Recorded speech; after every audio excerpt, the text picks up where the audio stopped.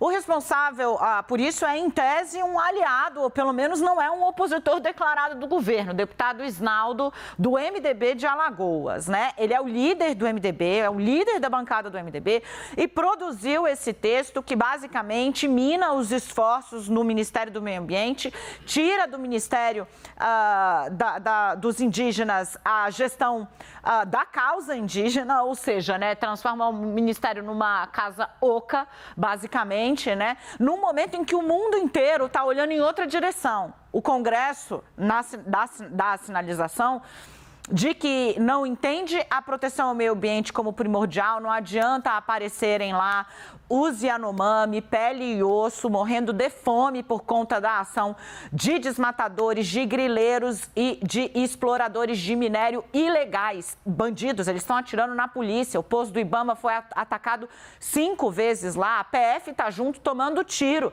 tentando defender na bala, porque é disso que se trata. Ah, nossa, pobre coitado, ele também precisa viver. Não, tem um grupo criminoso agindo ali, né? Então, no meio de toda essa trabalheira, da gente ter tido pela primeira vez aí o resultado desse trabalho com a queda nos níveis do desmatamento mensurado, né? Porque as pessoas falaram, ai, olha aí, continua crescendo. É difícil, você deixa 4 anos a coisa acontecer e depois, em 3 meses, retomar, né? Mas a sinalização que o Congresso dá é a de que estava bom do jeito que estava. Estava bom do jeito que estava.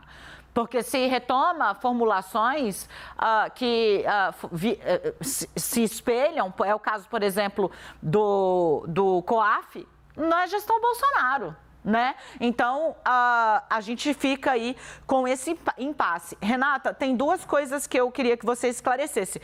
Primeiro, né?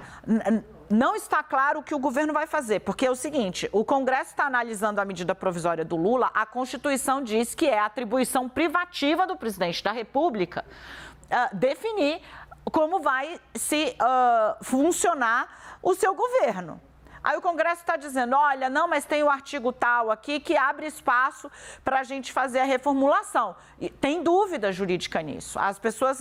E eu acho que é preciso que cada um entenda qual é o papel nesse momento, né? Se o Brasil elege uma chapa que trata o meio ambiente, e esse foi o discurso do Lula a campanha inteira, como algo prioritário, é preciso que o Congresso saiba e sinta que há uma cobrança para quê?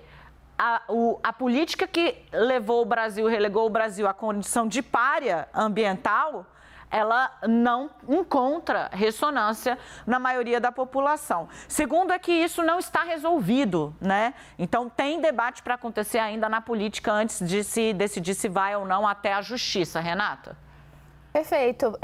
Bem, primeiro ponto, de fato as alterações que foram feitas, ontem a gente trouxe um pouco para quem nos assiste aqui no 360, essas alterações que estavam propostas pelo relator, esse texto foi aprovado ainda ontem, o governo tem pressa de que haja aprovação de alguma coisa, porque senão essa medida provisória que foi a primeira do governo Lula, ela caduca, isso significa que deixa de valer as alterações que foram feitas. E aí, nas palavras do presidente da Câmara, Arthur Lira, isso pode fazer com que o governo entre em colapso. Na verdade, como é que fica, né? Então, tem uma correria, mas essa correria acabou expondo o próprio governo. Por quê? Ontem, até de noite, Daniel falava aqui, no Arena, que eu participei depois do 360, o governo vai ter que escolher. Ou ele diz que, como o ministro Alexandre Padilha indicou, que, olha, ok, até que acho que o relatório no fim ficou bom, está mantendo a essência do que Lula pensou, ou o governo está achando que está sendo atropelado pelo Congresso. Ele vai ter que escolher uma das duas, porque com as duas não dá para ficar.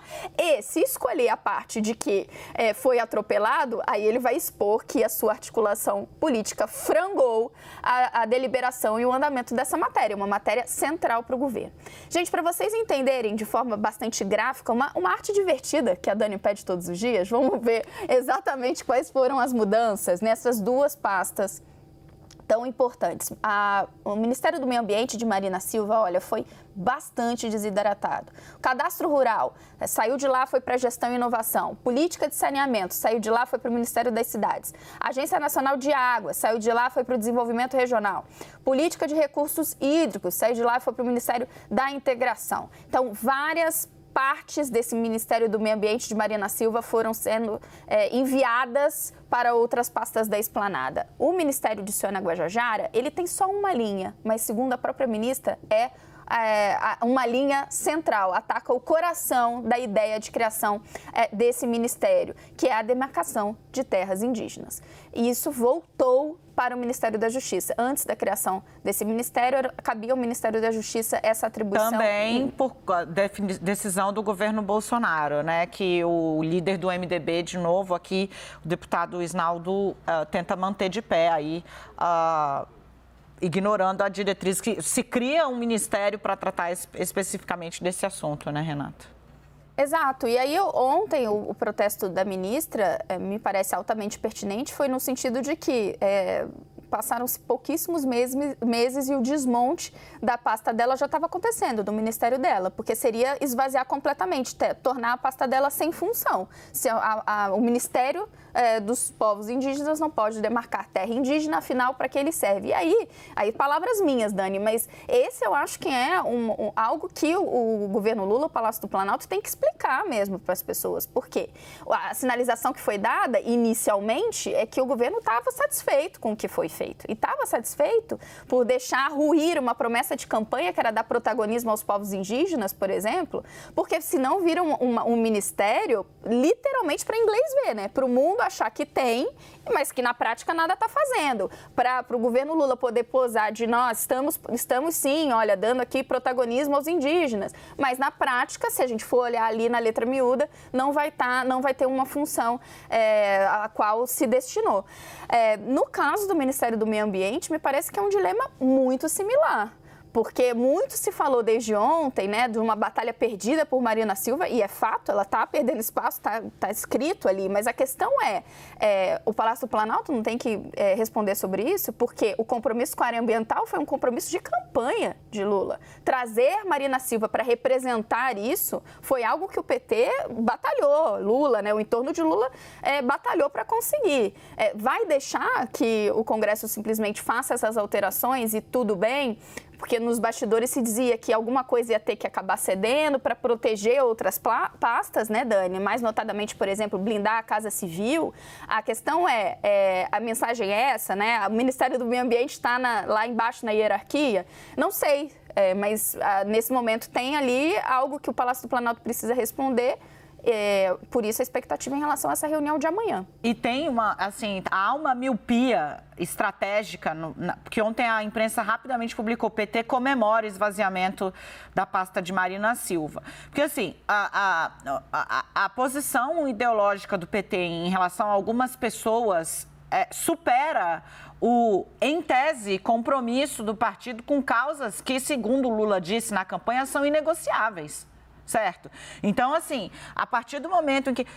Eu me pergunto quando é que o partido vai entender que não está faltando oposição, né? Não está faltando oposição.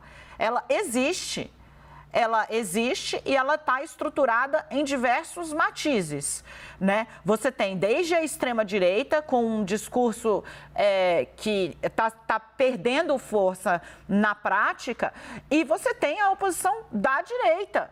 Você tem 3 bancadas rumorosas e numerosas, Bala, Bíblia e Boi, né? A do agro, da Frente Evangélica e a da Segurança Pública, que neste momento parece com mais tranquilidade, mas a do agro está articulando uma resposta claríssima a isso.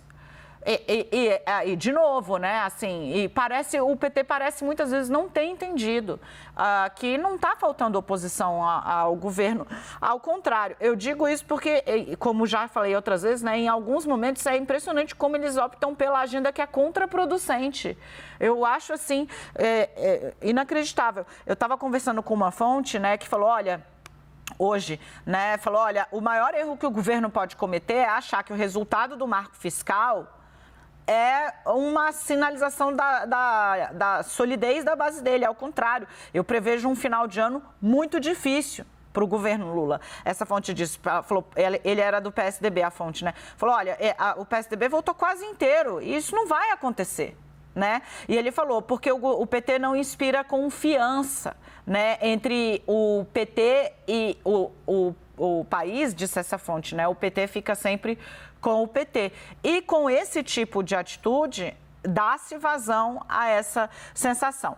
Para não dizer que a gente não trouxe aqui o outro lado, a presidente do PT, Gleisi Hoffmann, foi a campo hoje, porque ontem fez muito barulho, decepção, inclusive, da própria base. Ela disse, olha, sobre o atraso ocorrido ontem no Congresso Nacional, ela usa atraso aqui como sinônimo de retrocesso, nós vamos trabalhar para que isso seja revertido. Se for preciso, vamos ao Supremo para reaver a estrutura do meio ambiente e dos povos indígenas. E aí ela faz considerações sobre outras questões e finaliza. A sociedade precisa nos ajudar a enfrentar a direita no parlamento. O próprio partido também precisa se ajudar.